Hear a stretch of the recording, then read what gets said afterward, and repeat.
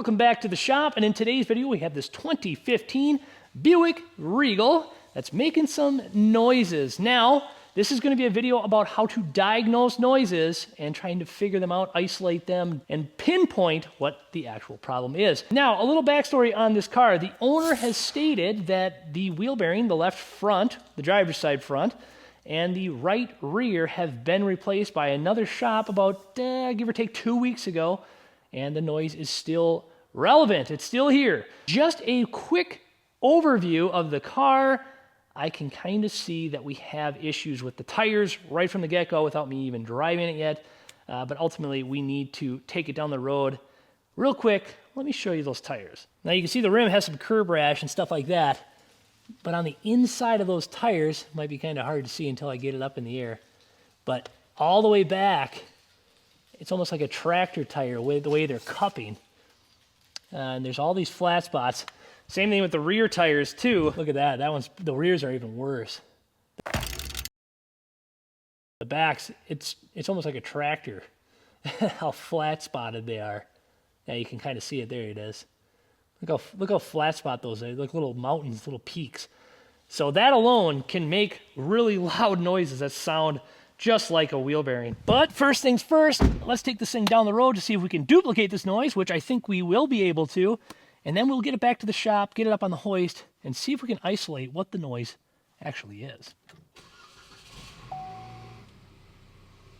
All right, so we're on the road now, doing about 50, 55 miles an hour. I don't know if you can hear it. Hopefully you can hear it through the audio, but all it's doing is howling like crazy right now, and it sounds purely like tires. If I try to move side to side to try to change the pitch, it doesn't go away.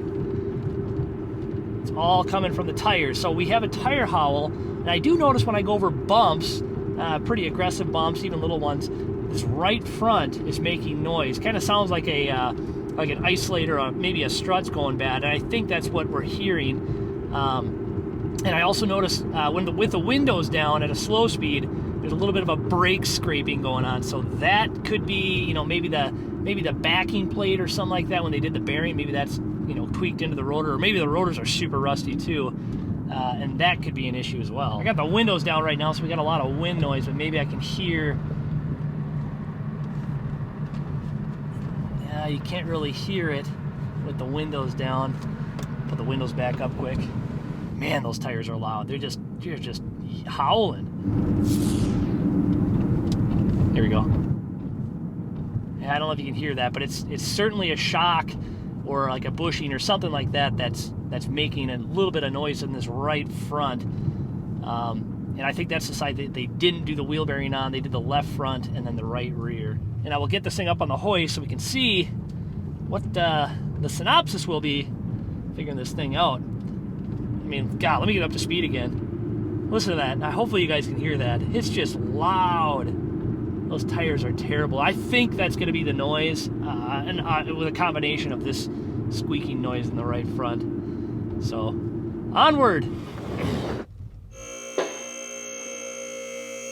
All right, so first up, the customer told me that they replaced 2 wheel bearings, one in the front and one in the back. I'm pretty sure she told me it was the driver's side and then the right rear. So let's give it a good walk around and just make sure those bearings have been replaced, 1. 2, I know there is definitely a tire problem. I'll show you that. And then this right front was supposedly rattling or something like that. I didn't really hear that. However, I will show you the condition of these struts, and maybe I'll just pry on some stuff to see if anything's loose, but I think the struts are probably seen better days. So let me just show you what's going on here. So here's the right front strut. You can kind of see up in there, that thing is pretty fatigued, that mount, that rubber bushing, this isolator up here. So that is getting pretty worn out, and then there's a little bit of fluid, it's hard to see, there's a little bit of residue coming out, but these things are rusty. They've seen much better days. And also the rear brakes, I mean, we'll probably take the wheel off so you can see a little better, but they are super rusted up. And that's just part of being in a rust belt state. That's never a good thing because it just eats our cars away up here. I mean, all the suspension and stuff like that feels tight. Yeah, this end link is feeling good. Ball joint, let me grab a pry bar. Yeah, even prying on that, it feels nice and tight. That feels pretty good too. I don't feel any like looseness or anything. Check the other side here. That feels good. Oh, tie rod's nice and tight feeling. And this end link's good too. So overall, she's stating she's hearing a sound over here. I think it's just gonna be all in this tire. Let me try to get a good visual here on the camera. This is all cupping here. You have a high spot and a low spot. High spot, low spot. And if you rub your hand on this, it just feels like a tractor tire. Let me try to get a good visual on the top of the tire here. Like the tire's not round anymore. It's all squared off. Check the back here. Yeah, this one's even worse. Look at that, it actually like dips in the center and then comes back out and it cups all on the inside here. Look at that. That thing's not round anymore. That's every single tire. I think this might just be from worn out shocks, to be honest. I did notice too, if you looked at some of the wheel weights, I thought this was kind of a unique thing. Like this is the wheel weight. I guarantee this is not balanced. I mean, this is in the center of the tire. This one's out here and this one's out here.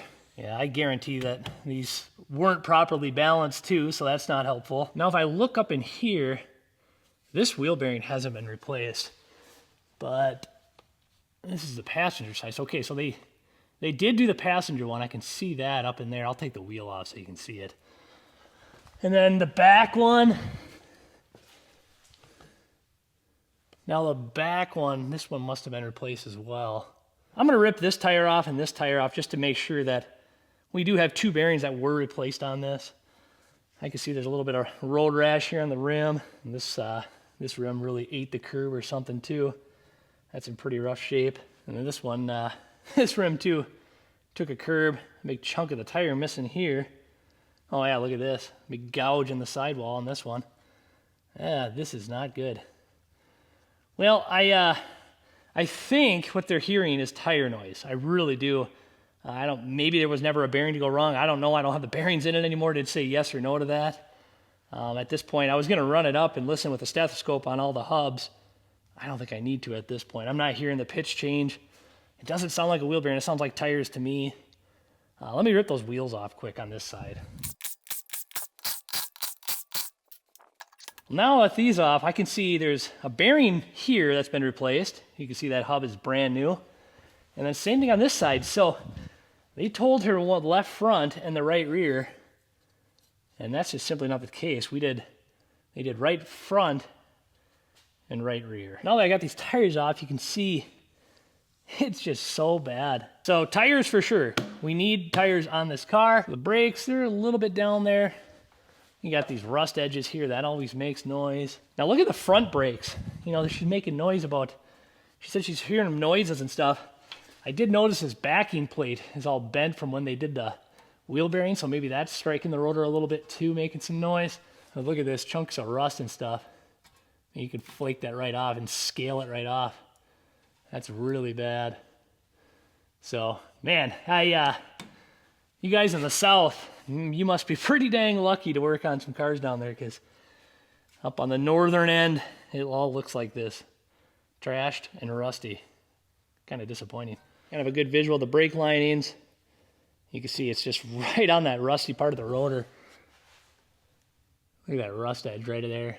That pad's striking right on the edge here. Now, if anybody wonders what a 10-year-old Buick Regal will look like in a rust belt state, I will just show you the underside. See, rust is starting to form right there. So that looks pretty nice. The cradle, full of rust. The rear shocks, well, that little bellow isn't even on the rod anymore. But that's full of rust. The arms, look at this. You can take a big piece of this right off. Nice undercoating. That's all rusty. This is all rusty. Look at this pinch weld. All folded over, nice and rusty. Both sides. Yikes. Same thing, the cross member under here starting to rust. So these things do not hold up very well in the northern states. You gotta love the rust in the the stuff they put on the road really eats these things away. All right, and just to verify, I took off the one down the driver's side too, and yeah, that's never been touched. That's original. So they didn't replace the driver's side, they replaced both on the passenger side. And I suppose since it's here, we might as well do a quick little walk around.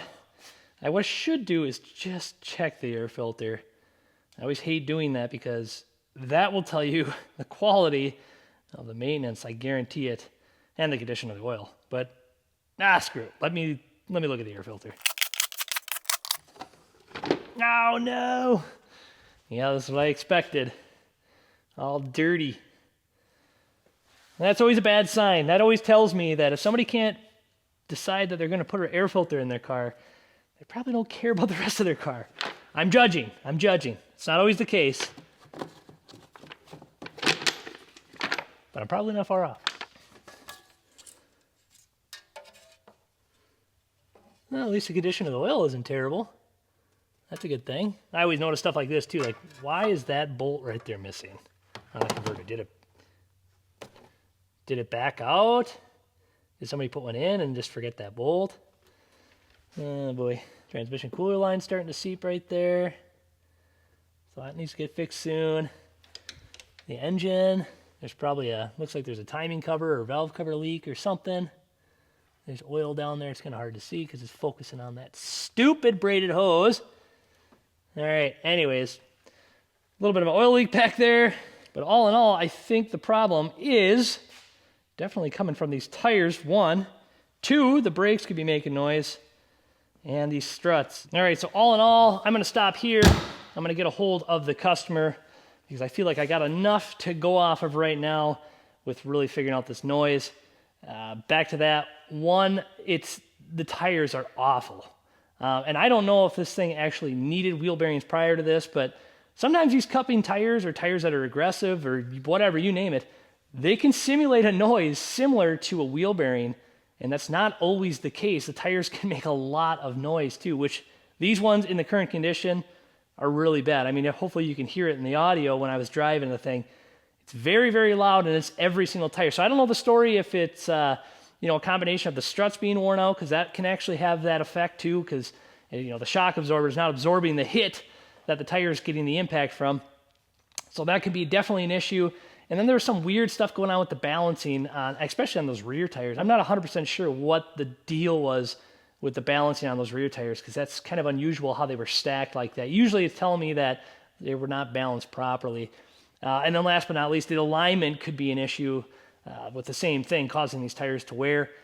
Just how it's wearing like that, though, it's kind of a less likely scenario. Usually you'd have more feathered edges and stuff like that, or just, single edge wear from camber issues or you name it. However, certainly could be an issue. Also, a good thing to keep in mind for those that are watching this video and want to do your own work, or you are a mechanic kind of starting out in the field, just do your due diligence and just take a peek at things with your visuals.